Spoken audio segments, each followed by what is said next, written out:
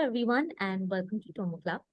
I am Chelsea Dean, and I'm the curriculum designer here at TomoClub. And just to give a short, brief introduction as to what TomoClub does, we're an educational gaming curriculum for children of the age group for grades 3 to 12, where they come together and play collaborative multiplayer games, which helps in fostering social, emotional, and 21st century skills. So I'm just going to share my screen. Let me know if you can see it. It's a short introduction to what we do here.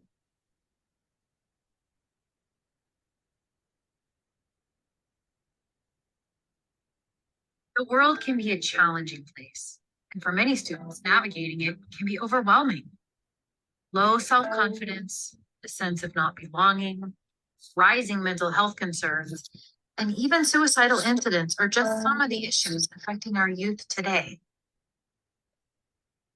Traditional social emotional learning curriculums are falling short in addressing these concerns, with limited engagement and poor learning retention.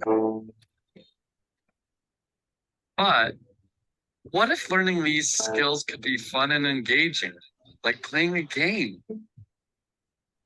Introducing TomoClub, a game-based SEL curriculum that transforms education. Each class becomes an immersive multiplayer game session where students learn essential leadership, collaborative problem solving, and emotional intelligence skills. Educators have full control over the game session and can easily set it up for the class. The program is aligned with CASA framework, COPPA compliant, making it suitable for students in grades 3 through 12. And after each game session, educators receive a personalized snapshot of each child's problem. TomoClub's game-based approach provides the most engaging, interactive learning experience students love. TomoClub is transforming social emotional learning in classrooms across the nation. We've been receiving great efficacy reports of our program with 95% student retention, tremendous improvement in classroom behavior and mental well-being, which in turn improves academic outcomes. Unlock the future for your students. Contact us today to experience the most engaging SEL curriculum ever created. So that was a short introduction to what we do, and thank you for your patience.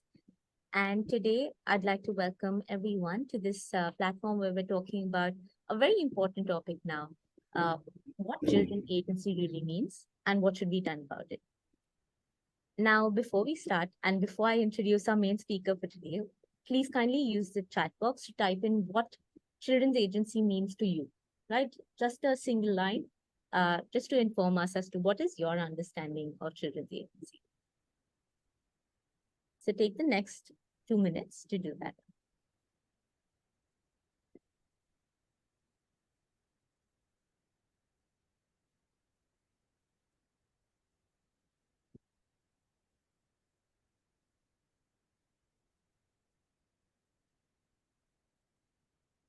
Sense of control over one's life. Absolutely.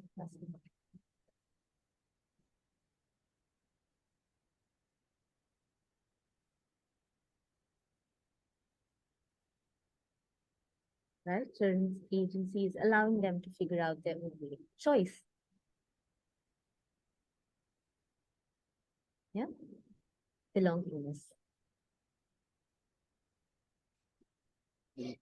Student advocacy, accountability, and discovery through academic exploration to make educated choices, agency equal to ownership. Absolutely. So I'm going to hand out the mic to Dr. Dustin, who is the author to the book Belonging is a Basic Need, which questions if kids today are getting their fundamental need to belong, to be a valued member of a community. And he has over 20 years of experience as a teacher, behavior analyst, and consultant working with students with moderate to severe behavioral and mental health needs. So this book particularly shares many examples and strategies for transforming educators to build inclusive communities that bring out the best in students. So I'm going to hand over the mic to Dr. Dustin now, and you can take it forward. Okay.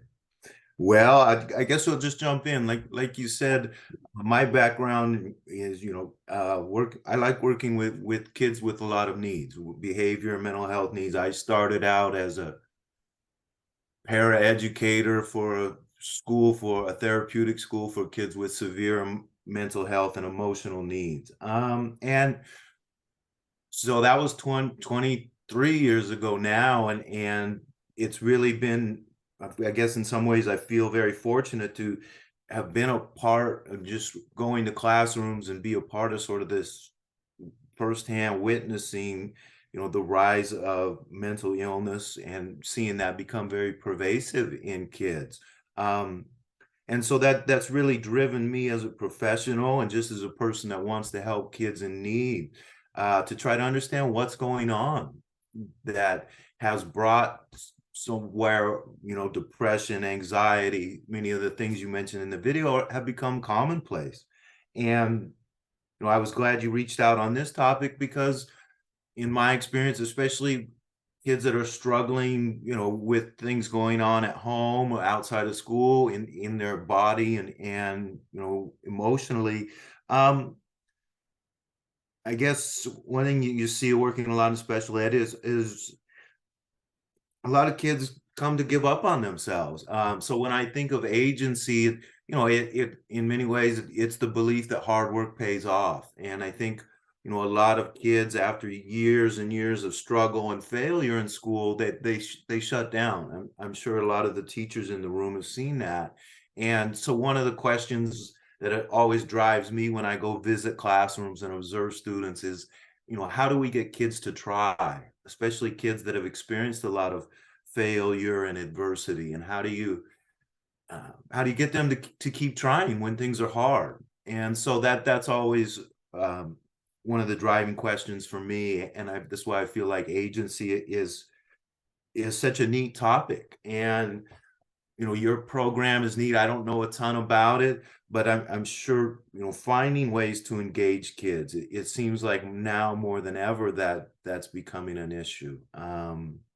So that's a little bit about my background. You have some questions, or you want me to just keep talking? Yeah, definitely. Thank you for this brief introduction again, Dr. Dustin. Just wanted to understand, first of all, what is really children's agency? How does it look like, particularly in children, across the age groups? I guess when I think of it, the word I think of is engagement. Again, how do we get kids to try? So kids are making mistakes. When they feel confident, they're resilient, they're taking chances. How do they respond to mistakes? Do they shut down or do they ask questions? So it's teaching and learning. Learning is one thing I really have come to see. Learning is a failure driven process. So they're making those mistakes, they're asking questions. That's what it looks like. I always feel like as a teacher, it's when teaching is fun. Your kids are there, there's energy, there's a buzz in the room. And I guess the opposite you see when kids lack, the opposite of agency is sort of helplessness. That idea of learned helplessness is what you see in the research. And so, when you're teaching, I guess that's when you have the blank stares. You go through a whole lesson and there's just no energy in the room. You get those crickets. Also, when kids have that helplessness and they're not willing to engage and try, that's when as a teacher you get a lot more classroom management issues, and you're trying to figure out how to just get kids to try. So as a teacher, it's a very felt thing. You can feel when your kids are there and they're engaged, they're asking questions, and that's when it's fun. And when you struggle to get that, you spend a lot more time on classroom management, teaching, and it can be very draining. At least in my experience, I don't know if some of the other educators want to share what it felt like. How do they know when their kids are engaged and showing that agency? So feel free to write it in the chat there if you want to share some how you know. Absolutely. I completely agree I think one thing that definitely happens is when standing in front of a classroom and we're trying to deliver our content, but that self of uh, independence, sort of independence towards ownership for their own learning, I think that is something that needs to be created within the classroom, right? So just a brief understanding of even what children's agency would be like. From my perspective, I think it's how children also act independently or their capacity to act independently in different situations, right? How the different choices that they make influence different areas around them, not just the environment, but even their own development and growth. Go ahead, Dr. Singh. Yeah, well, I love what you're saying because agency and these social emotional skills, they interact. So the idea, how do you get kids to try? How do you get kids to do hard things?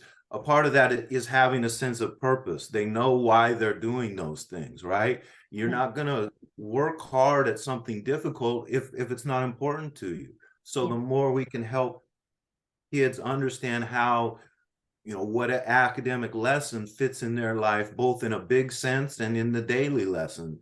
um, then you will find, like anybody, when it's important to us, we're more willing to take those chances and struggle and persist. right. And as you mentioned, I think that's also how the decisions that they take or the decisions that they make as they're in the process within the classroom of learning, it's also impacting their overall growth and development. And one of the strategies that completely came to my mind right now is how when students are in the classroom, till they're not doing something hands-on, I think till then the learning becomes a little passive from my perspective, right? Like unless they're doing something that involves them to walk, involves them to use their hands, involves them to talk, involves them to speak. I think till then they're only taking in the information or trying to absorb all the information that they're getting from the person standing right in front of them, right? So a lot of listening for children who have I wouldn't say that's a norm, but for children who have shorter attention spans, right? I mean, me sitting here, I think our audience sitting here would also at some point be like, okay, let's just get done with it because I've heard enough, right? Because that's how our Mhm. attention span also varies when we're only listening and not doing something actively. So yeah, Yeah, you make a good point, and you where like a program like you guys have, it can be helpful. Like a lot of my background, I did a lot of coaching in sports and things, and similarly, it's it it is certainly easier to teach agency and these things where it's active and fun, and then whereas opposed, as a teacher teaching math or comma placement or cross multiplying fractions, uh, it takes in a more advanced skill and creativity to find ways and to get kids engaged because it's not naturally fun. And I think that is often a mistake we make in teaching or in schools. We want to make things quick and fun and easy. And so when we talk about agency and stuff, agency is about struggle. It's what do you do when things are hard? So um creating that culture where we embrace struggle and we reward those mistakes is certainly a huge part of it. And finding ways, often, like for me, it was using sports to teach those and then help translate some of that into a classroom. Helped me learn and understand that, but it can be difficult as a teacher. Absolutely. yeah, absolutely right. And I would love to understand from the educators here with us currently, what are your what do you do in your classroom that you think is unique to bring up a sort of engagement, level of engagement and participation within the group of kids that you have? Any anecdote that you'd like to share? You can feel free to unmute. Go ahead, Mike. Well, to start off, I'm a building principal and also the director of special education. Uh, what I've seen, uh, what I've seen from the educator perspective is it's not just about having a creative lesson plan or having a what some would say is a dynamic classroom where students feel comfortable. Those are all important. Safety is important. However, it's also the relationship that is, I think, the most important. I would say the bedrock of exploratory learning and taking agency in learning is the relationship that the teacher and the paraprofessional and teacher assistant, whomever else may be in that classroom sharing that lesson, is the relationship they build with the students. Now, that relationship is always on the fine line of professional, while at the same token, you're trying to be realistic and real world in the sense of your delivery and how much latitude you're giving your students to be creative and what is their academic maturity as well. Now, that we could go on and on about, but the ultimate point is get to know your students, get to know their capabilities, and really fine tune and dive deep into what each student needs, which comes down to individualized learning. And then you could really craft with the utilities that you have really unique lessons, while at the same token, you're still addressing the reality. Some students might have IEPs, some might have 504s, and no one wants to feel singled out, especially students who have, let's say, a case manager in the room with them. They want to know, hey, I'm part of this just as much as everyone else. And so it's always a delicate balance, and really good seasoned teachers figure that out. And that's when you could really see the classroom. When I use the term dynamic, you see the internal operations, and that's a room that you could walk to any given day, no matter how close you are to the holiday or how close you are to the end of the year, or if there's no vacations for one solid month. That in those individuals are still able to keep that energy high and interest high as well. And but it does take time. I've trained a lot of teachers over the years. It takes time. Absolutely. Thank you for sharing that. Well, I love. I love what you said, Michael.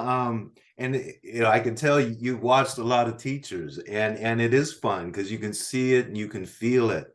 And I thought I think one thing like I talk about in the book, to me, the teaching style I try to help teachers develop, I call it just a warm demander, so that they are those relationship people, but sometimes that gets a mistake of we're buddies. And so it's a demander. It's having those high expectations and belief in all your students. And so it's learning to balance that relationship with also, believing in them and communicating that belief in your students. So I always feel like that's a term I use when I think, what is a great teacher?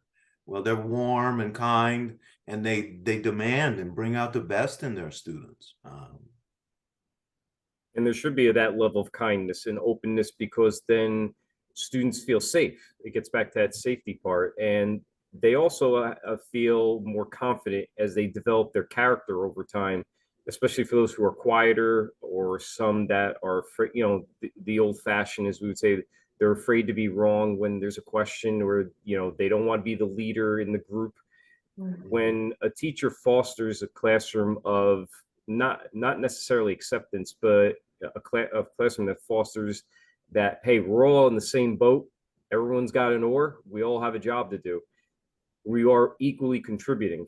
Yeah. When a teacher fosters it in so many words, and they foster in their body language, all students will want to work together. And now they're making peer relationships, because you've established a facilitator professional relationship, and that trickles down to young men and women wanting to start taking on some of those adult roles. And they say, hey, listen,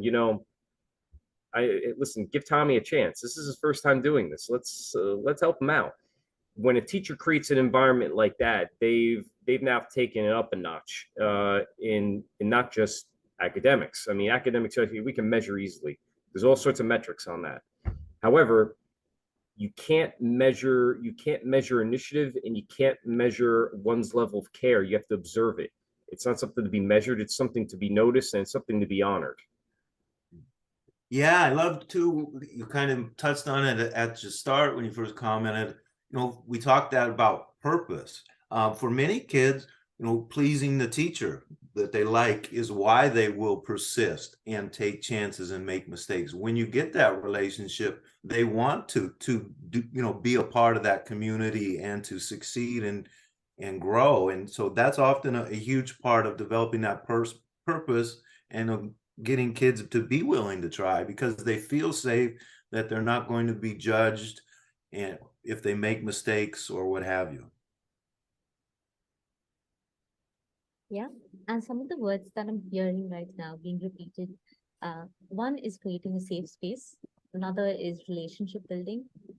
We're also talking about how do we build a peer-to-peer community where children also feel safe to collaborate amongst each other. And we're also talking about how children also focus on on their own responsibilities and how teachers can foster that within the classroom, right? And just taking that forward, uh, now that's something that teachers do within the classroom, and teachers do play a pivotal role in even understanding this child's needs, right? Because they're there with the child for about 5 to 6 hours, and there's a lot of input and a lot of behavioral information that comes from the teacher, right? How do we apply, or how do we foster that sort of agency that we're trying to create within the classroom? How do we make it so ingrained that it is something that they're able to apply even in their day-to-day activities? Are you asking me or the Yeah, group? I'm asking you. That's a good question. I want to Yeah. think a second. Why don't you say it one more time? What's the Sure. question? I was just asking, we know that children, we know that teachers are trying to foster foster agency within the classroom, right? And Hmm. these different methods or mechanisms and strategies that we can use to provide that to children. How do we ensure that whatever they're learning within the classroom in terms of independence, we're able to apply it back to their real life, right? Like, how are these children going to go back, and how can we see that in action?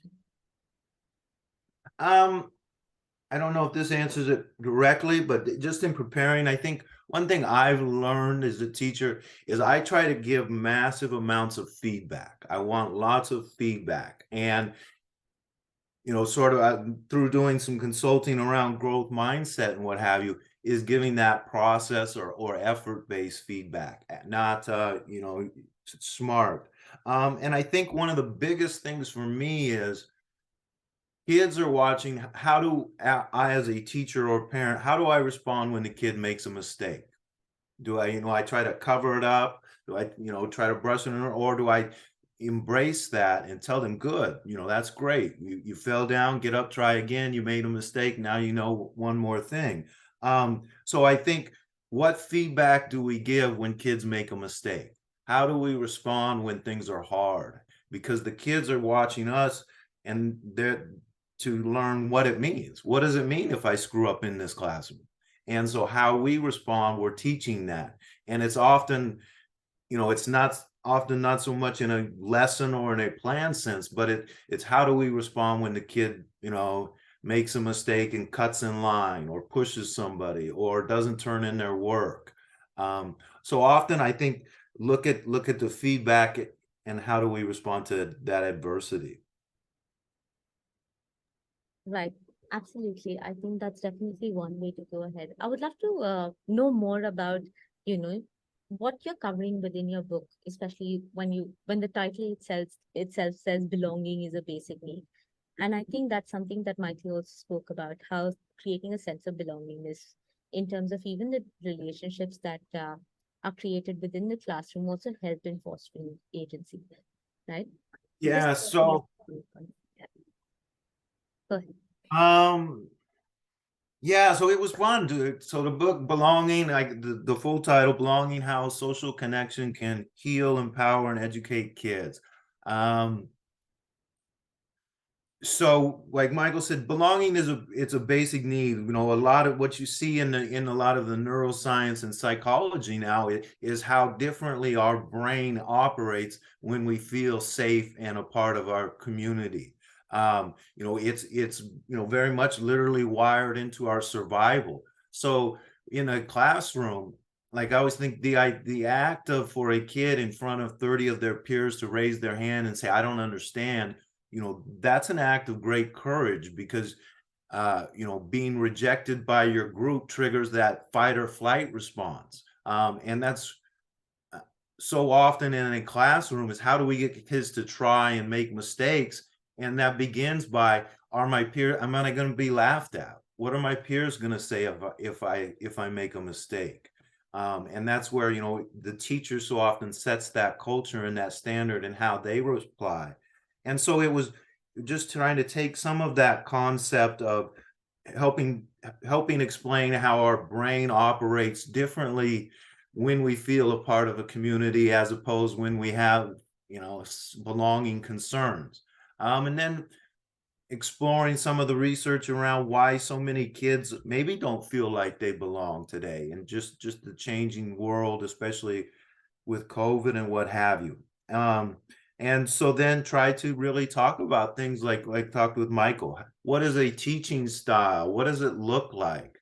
And so often, especially like, I was teaching a class of kids getting their credential, and so many of them now, they've grown up on these computers and things, and they're not super comfortable interacting and leading a group. So how do we, as leaders, help our teachers understand how to build community, how to connect with kids? Because that's very difficult. It's not natural, and it's often not something they get in credentialing programs. And so finding that skill, how do I build a relationship with 30 different kids and do that with different backgrounds, different interests? How do I bring them together as a team? So it was really fun to explore that, and to share a lot of the research, and then, share what I've had from years of observing classrooms. But I guess it came about, a lot of the book came about, like, for me, answering that question, how do we get kids to do hard things? And for me, the first thing we all want to know before we do something difficult is, do I belong? Are my peers going to make fun of me? What are my friends going to say? So first thing we have to help kids answer, if we want them to do challenging tasks and to do all these persisting and all these things, is they have to feel like they belong. For me, the second thing they want to know is agency. Is there something I can do about it? Why would I work hard on this task if I'm going to fail anyway? So they have to have that sense. We as teachers have to help them see hard work pays off, take chance, learn, make mistakes, and grow. And then the third thing is this important to me? So does this matter to me? Because I'm not going to work hard at something if it's not important. So for me, I use the acronym BAM. So kids, belonging, agency, and meaning. And so the more we can communicate those messages to our students, the more engagement, persistence, resilience, all those traits that make teaching fun will come about. I really like the abbreviation PAM, belonging, Yeah. agency, and meaning. Definitely. I think as educators, we try to bring out meaning, especially when we're, having the closing within our lesson plans as well. We're trying to get children to reflect over what they've done, how they're going to be applying it in their lives, what the objective of, like when we're starting off, we talk about what the objective of the lesson is, right? At times. And then we go forward, focus on the skills that we're going to be covering. Then we go forward, indulgent to the activity that we want to do. And then they're talking about how do we bring out the meaning and how does this impact our lives, right? And that's a beautiful abbreviation. I think I'm going to definitely be talking more about that going forward. And just to touch base with the personal sense of agency that even children have, I think it's just the individual's ability to act, right? And you kept speaking about resilience, right? And agency is just one step closer to bringing about that sense of resilience. And as we all know, I think as educators and as psychologists and people that have understood what development in children looks like, resilience is something that is learned as well, right? It is something that you overcome. It is something that you hone with the different aspects of what you're encountering in your environment, right? How do you deal with that in your environment? What sort of learned behavior is impacting or bringing about the positive impact in your life. Go ahead, Dustin. Yeah, I think that's why Carol Dweck's book on mindset and stuff was so fun and revealing how do we respond to mistakes? So often in classrooms there's something to be minimized and avoided. Whereas they're actually very critical to the learning process. And like you're saying, a lot of kids don't get a lot of reps at resilience, right? So because we're so trying to protect them and keep them, making sure they have success and feel good, and there's value in that, absolutely. It's teaching is very much an art, and finding that balance, giving kids an opportunity to fail and see, I can learn, I can grow. Yeah. And sometimes we can go too far with the good intentions of making learning quick and fun and easy. Right. I would just like to talk about Michael Apple a little bit. I'm not sure if everyone knows who Michael Apple is. He was an educational theorist, is an educational theorist, pardon me. And there was, there was something that, there was a conference that was held, and he was just talking about one of the diary entries of a teacher who was just, talking about what happened within the classroom and the teacher. And I'd just like to narrate it right now. Oh my God, the principal came in today and chose a child to read. I knew what I had to do. I knew I had to remind the child to say page number 35, chapter 4. I had to remind the child to hold the book in the right hand with their toes pointing at the perfect angle of 45 degrees. To remind the child to hold their head straight and high. To remind the child to have their eyes looking directly ahead. And to remind the child to lift up their voice and struggle in loud and unnatural tones. Right? This only is an indication of how structured we would like or we prefer learning to be. At least that was the scenario about, a few years back at least. I think educators and the entire education system is pivoting towards being child focused, right? How do we create children who learn to, we're just helping them to learn, right? We're not telling them that this is the only thing that is there for you. This is the only way for you to do it. What if the child was just sitting and reading? They're still meeting the objective, right? Instead of focusing on how their toes are pointed or how their eyes are looking or where they're looking towards. I think all these different interpretations of how an individual is presented within the classroom or how that individual feels within that classroom just fosters that sense of belongingness that Michael and Dustin, both of you all were speaking about earlier. So giving children the opportunity to make decisions for their learning, I think that's another way to create that sense of urgency for learning. But beyond that, how do we create that sense of urgency where they're able to take it and apply it directly to their lives? So say, for example, conflict resolution. If a conflict arises within the classroom, what does their sense of agency talk about? Like, how do they feel responsible for that? What would their action be to, maybe resolve the conflict? Or how can they use this sort of conflict resolution within their day-to-day lives? Any thoughts or questions that are coming to you? Any of you? Go ahead, Mike. Just that I want to add one aspect of that. When you give students a role, Yeah. it changes their entire mental attitude and what their cognitive process is going to perceive at that point.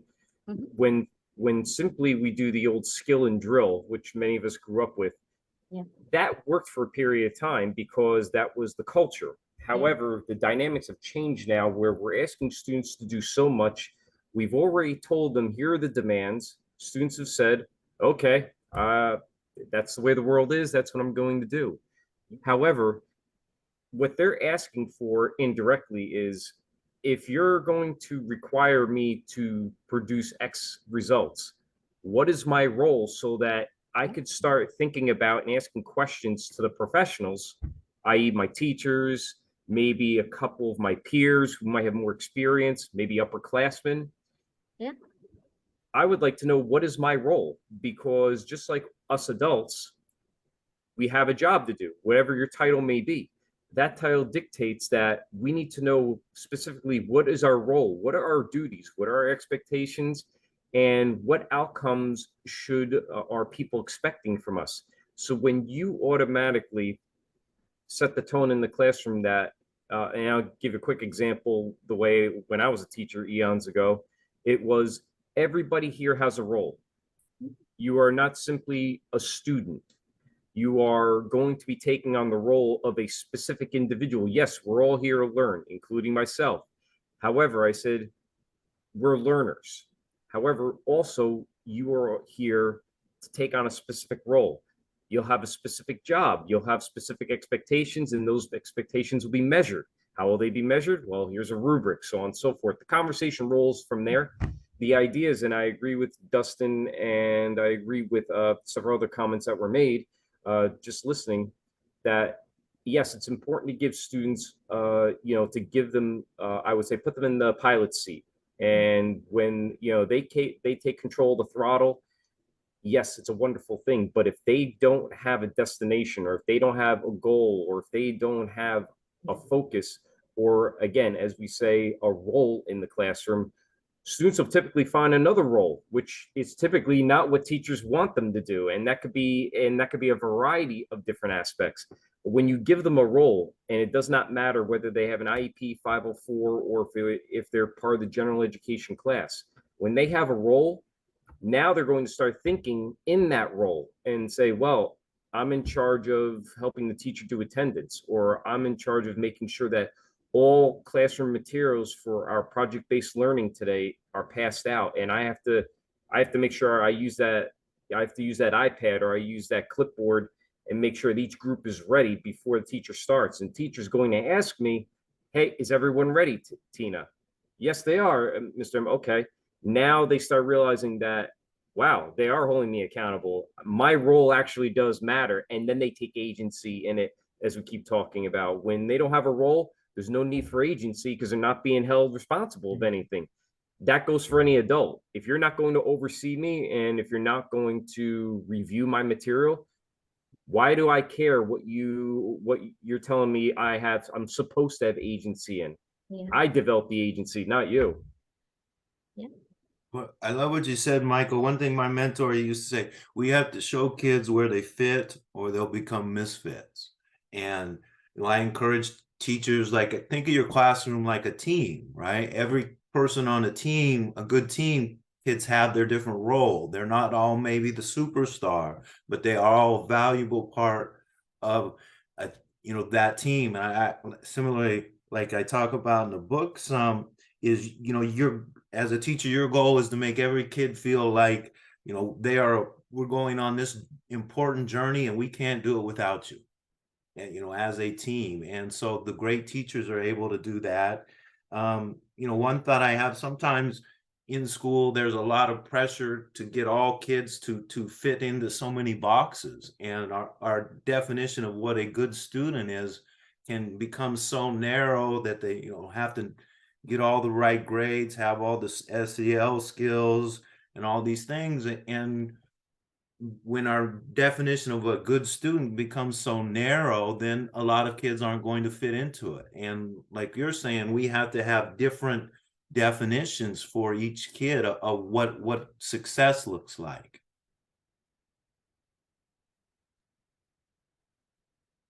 Yeah. I totally agree with that. To put a endpoint on it, inspect what you expect. Yeah. That's what I say to my staff. That's what I would say to my staff, and that's what I'd say to my students. Inspect what you expect, and guess what? The rest of it just comes together. Right. So I think we've heard a lot about decision making. We've heard a lot about, at least in the last 40 minutes, we've heard about creating a sense of belongingness. We've heard about creating a sense of community within the classroom.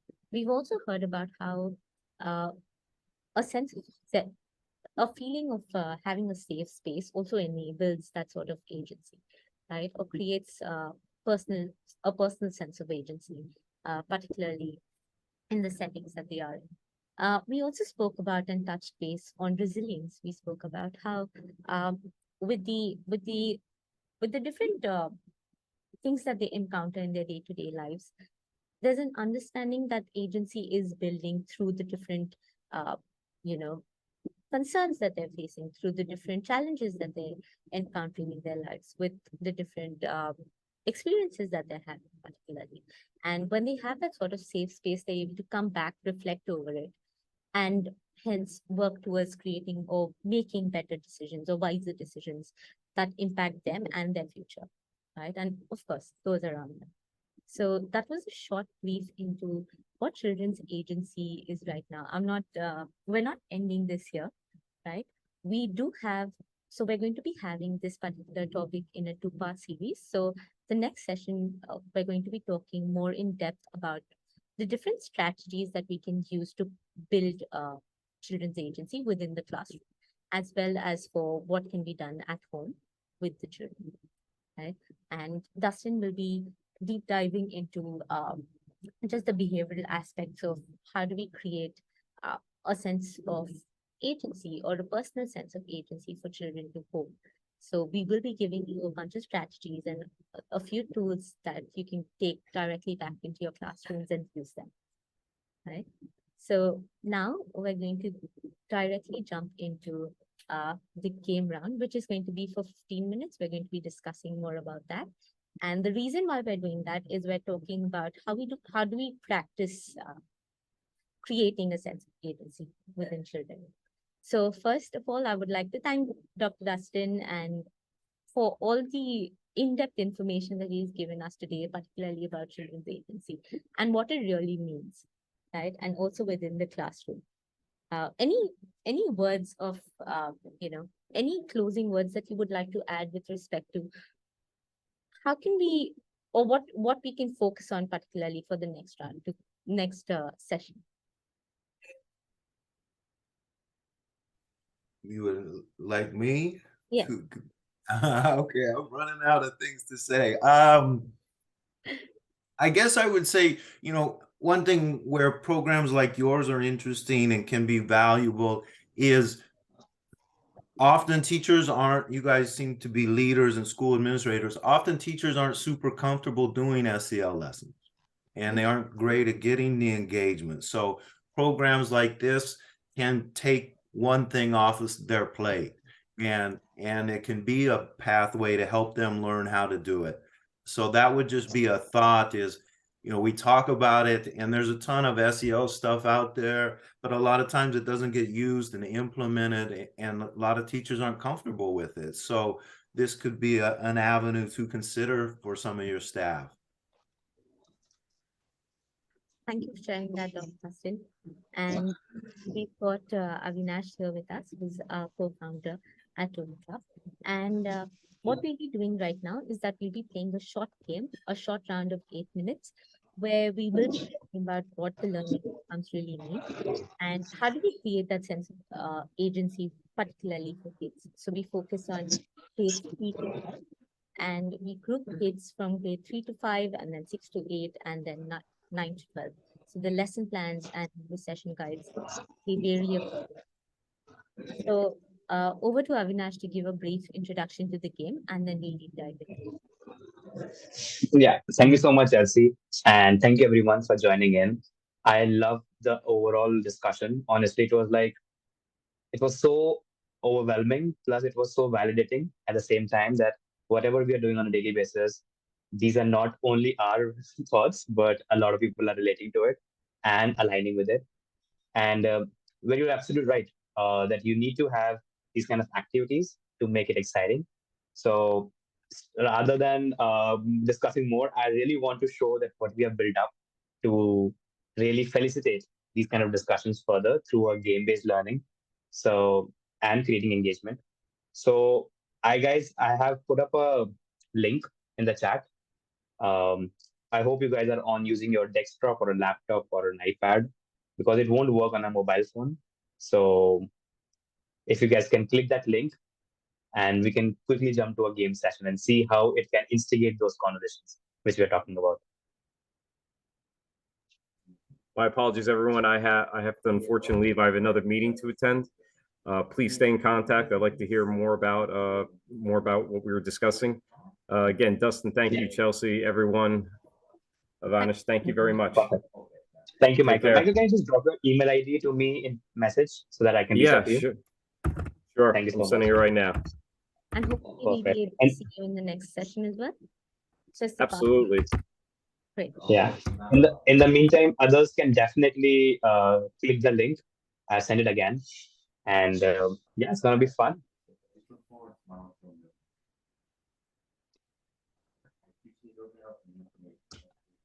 Dustin, Tammy, Terry, are you guys joining in the game?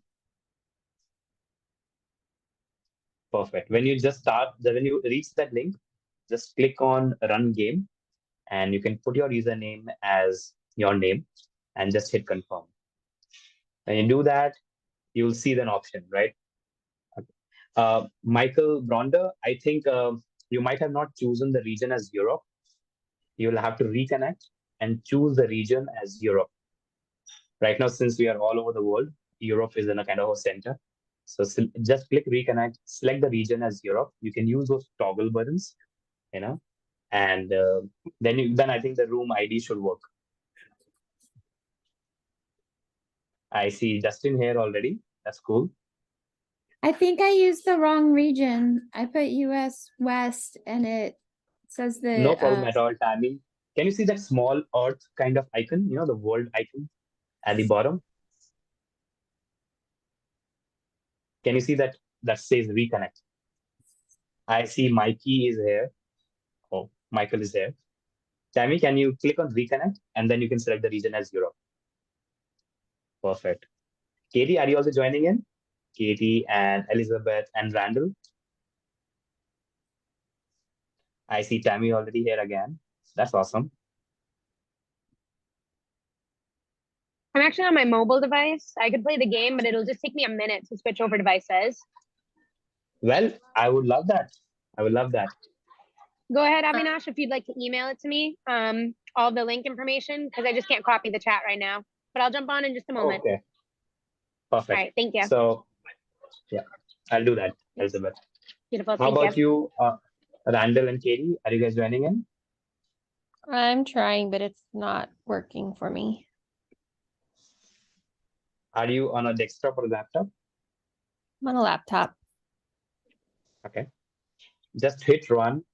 Does it come to a screen where you ask your, oh damn, okay. Randall is also on a mobile phone. So Chelsea, can you share your screen also while Yeah. you're playing? And just create a breakout room with you, Dustin. Okay. Yeah. I'm gonna share that.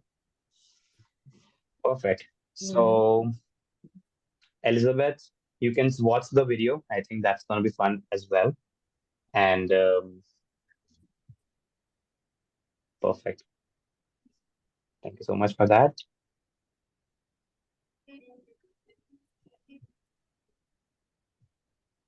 Just give me a moment. No problem. Yeah. So I'll just be spectating. Okay. Okay. Yeah. Katie, just let me know if you're joining in, because I think we have just 4 of us. So we can, actually, I would love to show you also the game session, how it looks like. So it's going to be Dustin, Michael, Tammy, and Katie, if she's joining in. Were you able to figure out, Katie? Like, were you on the screen? I think I'm in. Okay. Did you select the region as Europe and the build as player?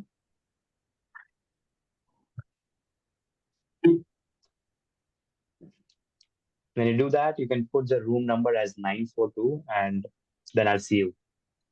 I'm on the wrong region, so I'll have to do it again. No problem. Just click on reconnect, that Earth kind of icon that you see at the bottom. it looks like the world. Katie. Yeah, the world. Yeah. Yeah. Click on the world. People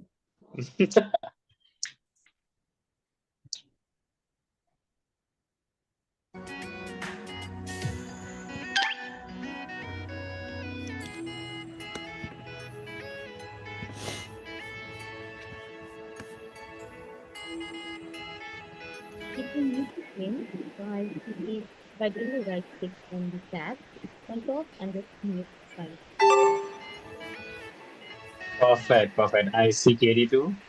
Perfect. I'm starting the game for four of you. Okay, let me introduce the game real quick. It's a turn-by-turn game, and like right now it's Justin's turn, and all of four of you have to create resources for this island. You can pick up your tile, and you have to drop your tile on this left side region. You can rotate your tiles, and you will figure it out. So Dustin, why don't you just pick up a tile and drop it somewhere?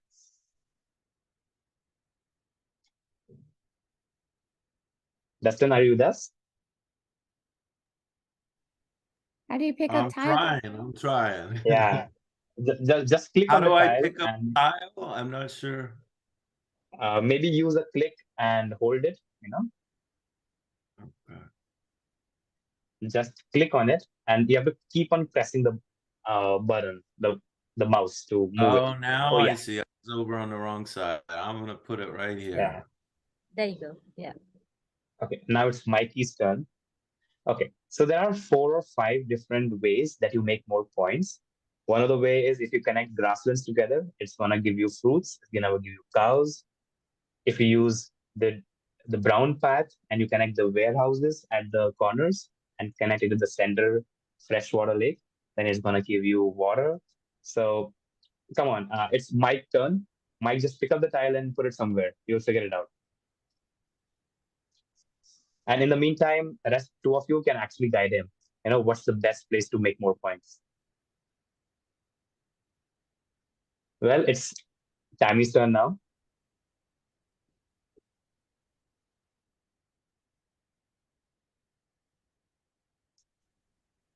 Uh-huh. You got See, Yeah. you got fruits now because 3 grasses are together. Yeah. What if five are together? So now it's Katie's turn. And then I'll shut up. I want you guys to play this game. And then there will be unfolding by Chelsea. Oh, you got cows too. Okay, just think about this. Place the turbine over the turbine that's there. So let the turbines overlap. So maybe J10. Yeah, that's it. Right over that. There you go. Thanks for the hint. I mean, you'll need to help each other out to figure out how you all can connect the warehouse to the water body. So you can also rotate your tiles. If you see that little circle with the arrow there, if you click on it, yeah, you'll be able to rotate your tiles. So Michael, you can rotate your tile. No, Mikey's good. So what's interesting is that the tiles on when I view them, Yeah, when I through Zoom, they have the 2 brown tiles and the green tile. yeah. When I go into my game through my browser, it's all blacked out, so I don't see what Yes. the Yeah. should I be Mine so was blacked out too. color tiles are? So your teammates have Is to that part of the, is that part of the collaboration here? exactly. So So I think Chelsea can stop sharing for that. Right now, since she's sharing, we are losing the value of it. But now you can't see. Now you guys Right. have to talk to each other and you have to tell each other that how does your tile look like. Right. Okay. So I've forgotten. I don't know. I have these 3 tiles here, but I'm not sure what they are. Can somebody? Okay, this is Tammy. So Mikey, the 2 to your left, those are brown, and the one single one to the right is green. Okay. So if I'm remembering correctly, you want to match browns to browns and greens to greens. yeah. Yes. Is that really correct? Yes. Does anybody have a suggestion about where I might put those? I suggest F2 there. F1.5. A B C D. Oh, E, that's F. how you do it. Cool. See the grid. So Up a not- little. Up. Right there. Can I go over the water wheel? I can't. Can I? Yeah. I don't think you can though, but it'll give you negative points. No, we don't want So- negative points. I'm Right there. thinking right there. Right there, you think? Yeah, I think so. Let's see what we. Okay, this is Tammy. So it's my turn. Could you tell me what my tile colors are? You got some grass, a water wheel, and some dirt. Okay, in that order. Yes. Okay, so any suggestions? Well, I think they said water wheel over water wheels, right? Yeah. So Um, maybe D1 there. Here? Water. Oh, we yeah, could do no, I think that's a good idea. I think that's a great idea. D1 over Right on there? the left, or even D0. No, even further to the left on the left-hand boundary. And Here? just straight over all the way to the left now. This way? Yes, keep going. Keep going. Keep It going. looks Oh, like right here. Right there. Play Tetris. Yay! Woo! That was great. It's Katie's turn. Okay, Katie, you have dirt at the top and then grass in the middle and dirt at the bottom. Mhm. And you have just about 4 minutes left.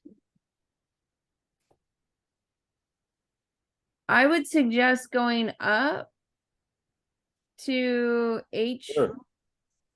Keep going to between the two green towards the water. Go to the right over 2. Yep. One to the left. No.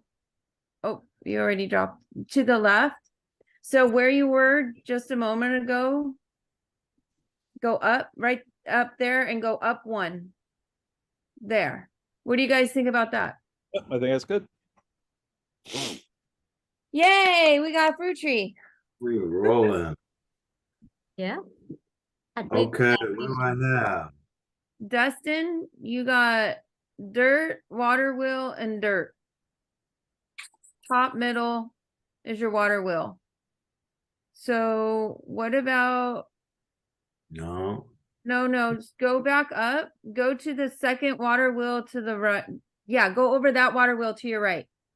Up 1, up 1. There you go. Correct. Nice. All right. Mikey, That's me. you have again two dirts on the left and 1 grass on the right. Dirt's on the left. Grass on the right. On the right. Remember, you Uh, have to rotate your tiles. Yeah, Say I that was again. gonna say, rotate your tiles to the left and put them at just my suggestion,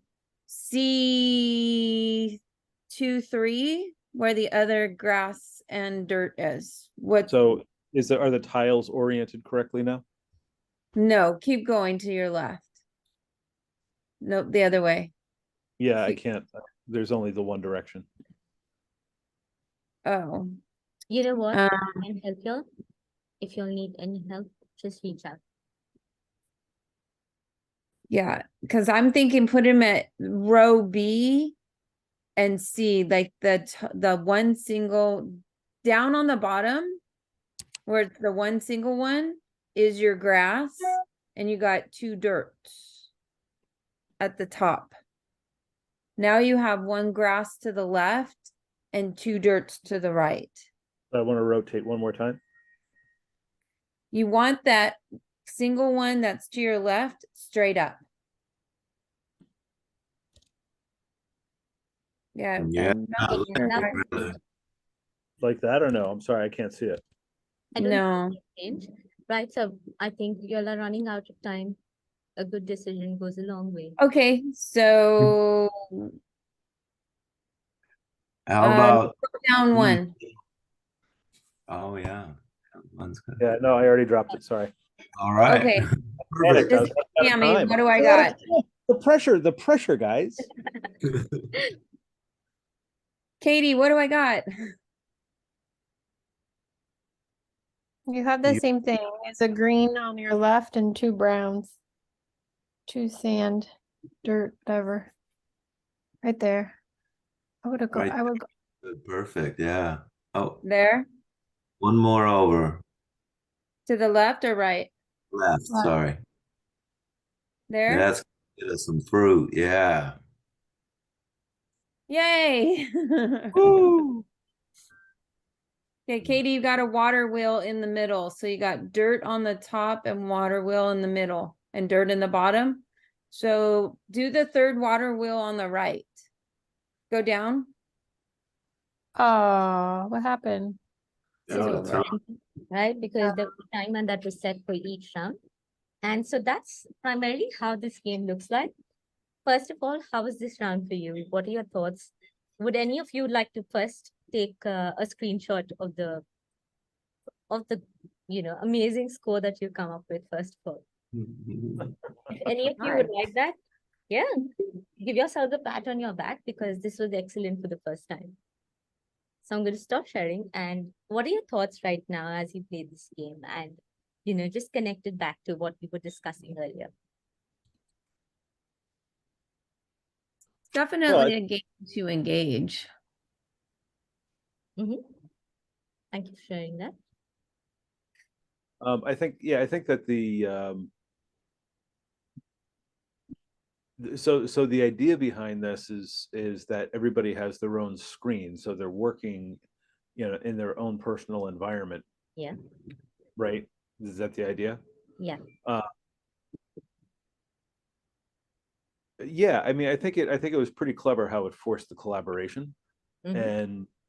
And I think interesting too, just thinking about classroom dynamics and how some kids might be more reluctant to cooperate or vocalize. I think it created a pretty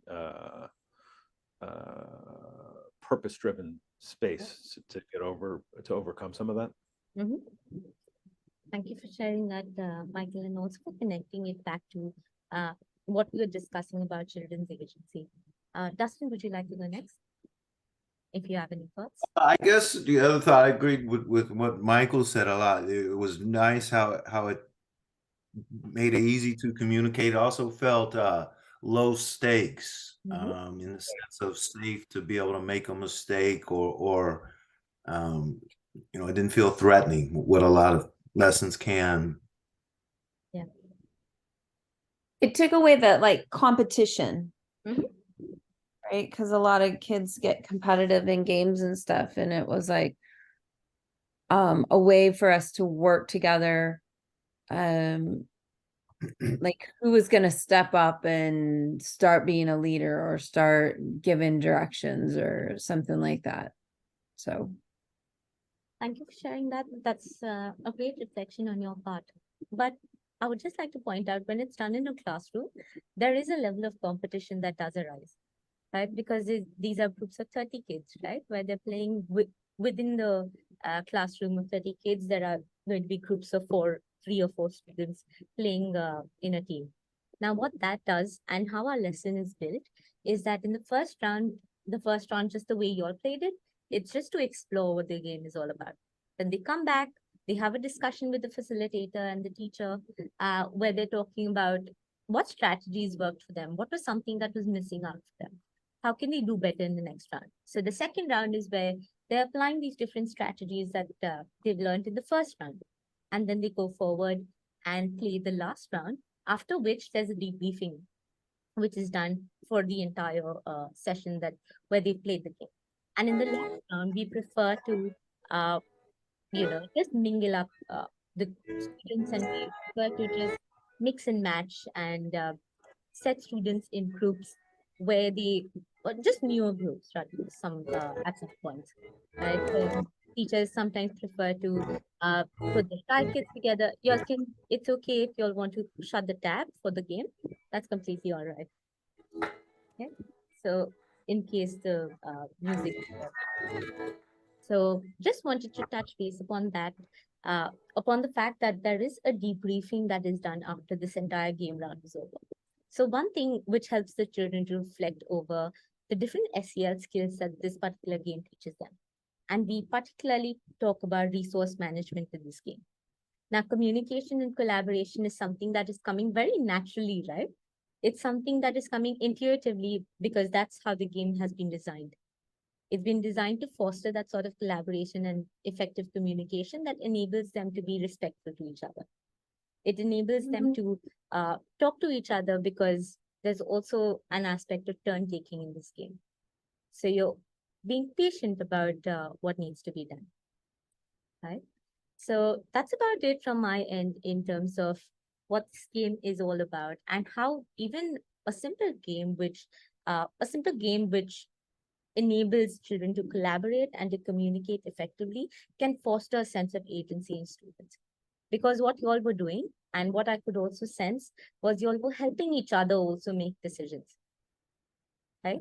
In terms of where do you place the tiles, in terms of what do we need more? Should we get more cows? Should we get more fruits? Should we connect the water body to the warehouse? And this was just the first time that you're playing it. Any thoughts or comments that are coming right off your mind?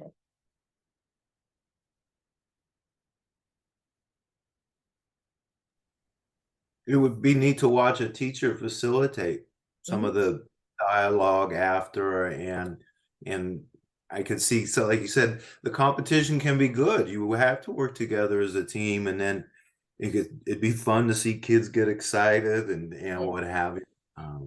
So that could be neat. Yeah. And there is, I mean, because we shuffle them up in the last round, so they're just getting a chance to practice the skills that they've learned in the first two rounds. Right? So that helps as well. Since you asked for that, I'm going to share something with you right now. And this is an example of how it looks like in the classroom as well. Just give me a moment and I'll share it with you right here. Well, for our school, we're an online school, so all of ours is done through online anyways. So it's not in the classroom. So in our class sizes for the live, we call them live sessions or asynchronous, is they're smaller. There's not a lot of kids in there, maybe 10 to 15.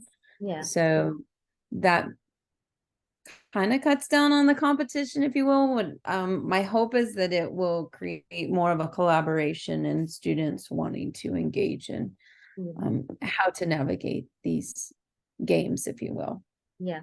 If you would give me, say, a couple of minutes, a couple of minutes more, I'm just going to share my screen and give you all a glimpse into what that looks like. It's just a short 1.5 minute long video that will help us just understand exactly what we're up to here. Just give me a moment.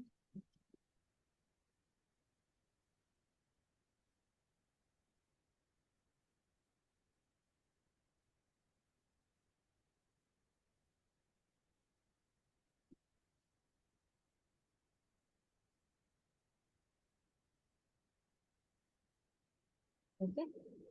It's just a minute long video, and that's just going to be the last part of what we're going to be talking about. And that's it.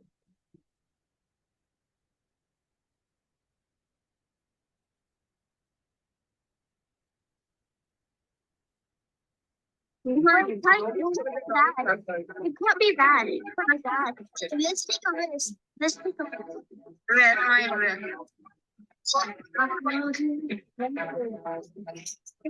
I need different kind of choices. So what do you say? Maybe more yeah. This might mean some of us may have tough decisions in life. Be crazy. I think your life is a gamble. Sometimes you change something. All right. Because problems happen.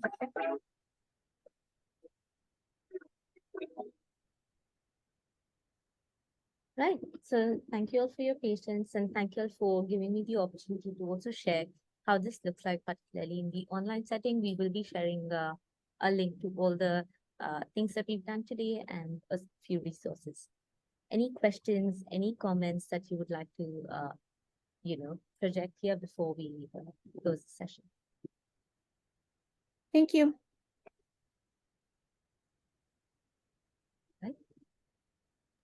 Okay, Thank you. for this very informative session that you've taken today.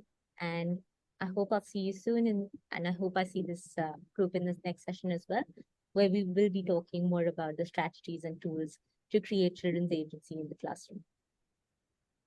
All right. Thank you. Thank you, and have a great day today. Bye-bye. Bye.